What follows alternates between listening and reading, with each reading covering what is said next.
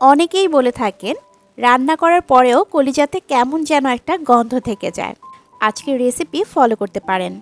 এমন কিছু tips share করেছি যেগুলো ফলো করলে আপনাদের রান্না করা কলিজাও গন্ধ ছাড়া 100% পারফেক্ট হবে। আসসালামু আলাইকুম এভরিওয়ান, শখের রান্না চ্যানেলে আপনাদের সবাইকে ওয়েলকাম জানাচ্ছি।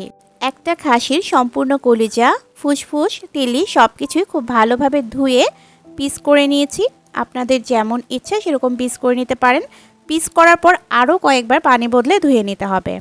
চুলায় পর্যাপ্ত পরিমাণ পানি ফুটতে দিয়েছিলাম, তাতে কলিজা পিসগুলো দিয়ে দিয়েছি। খুব বেশি সময় ধরে ফোটানো যাবে না, 1 মিনিটের মধ্যেই একটা স্ট্রেনার দিয়ে তুলে নিতে হবে। এক্ষেত্রে অনেকেই একটা ভুল করে থাকেন, সেটা হচ্ছে কলিজাটাকে অনেক সময় যাবৎ সিদ্ধ করেন। এতে করে কলিজার যে পুষ্টিগুণ তা কিন্তু বের হয়ে যায়। এখন এগুলোকে আরও কয়েকবার পানি বদলে ধুয়ে নিতে হবে। অন্য একটা প্যানে দিয়ে দিলাম 1/3 কাপ রান্নার তেল,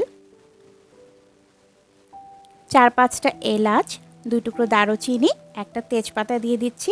আমার এলাচের সাইজটা খুবই ছোট, তাই আমি এখান থেকে প্রায় 5 থেকে 6টার মতো দিয়েছি।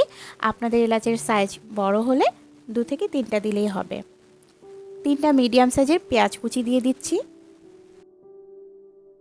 কিছুক্ষণ ভেজে নিতে হবে। এখন দিয়ে দিচ্ছি 2 টেবিল চামচ পেঁয়াজ বাটা।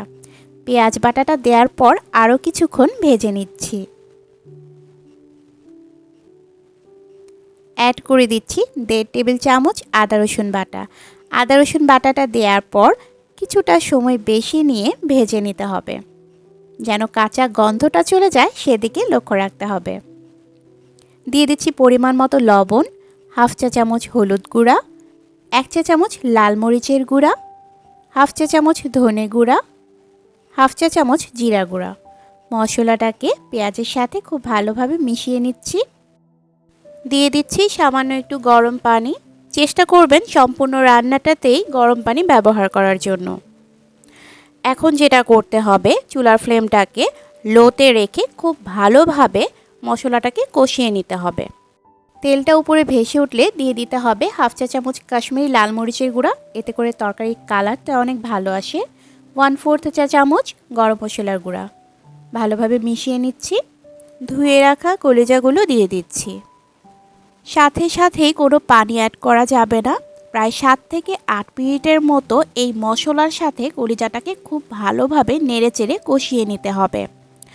এক প্রকার তেলে ভাজার মতোই মশলার সাথে তেলের সাথে খুব ভালোভাবে কলিজাটাকে ভেজে নিতে হবে। এতে করে কলিজার এক্সট্রা কোনো গন্ধই আর থাকবে না। গরম পানি অ্যাড করে দিচ্ছি। পানিটা একবারই অ্যাড করে দিতে হবে। যে যেরকম গ্রেভি রাখতে চান সেই অনুযায়ী পানি দিতে হবে। এমনভাবে দিতে হবে যেন কলিজাটাও সিদ্ধ হয় আর গ্রেভিটাও ঠিক থাকে। 4-5টা কাঁচামরিচ দিয়ে ঢেকে দিয়েছি। 15 মিনিট হয়ে গেছে। চুলার ফ্লেমটাকে মিডিয়াম করে দিয়েছিলাম। 15 মিনিট পরের অবস্থা। এখন অ্যাড করে দিচ্ছি 1 চা চামচ ভাজা জিরা গুঁড়ো। চুলার ফ্লেমটাকে এ পর্যায়ে মিডিয়াম থেকে লো করে দিতে হবে। লো করে রান্না করতে হবে আরও 7 থেকে 8 মিনিটের মতো। আমাদের রান্নাটা কিন্তু হয়ে গেছে। আশা করি আজকের রেসিপি আপনাদের ভালো লেগেছে। যদি ভালো লেগে থাকে তাহলে ভিডিওতে একটা লাইক দিয়ে দিবেন আর ফ্রেন্ডস অ্যান্ড ফ্যামিলির সাথে শেয়ার করতে পারেন। আজ বিদায় নিচ্ছি। সবাই খুব বেশি ভালো থাকবেন। আল্লাহ হাফেজ।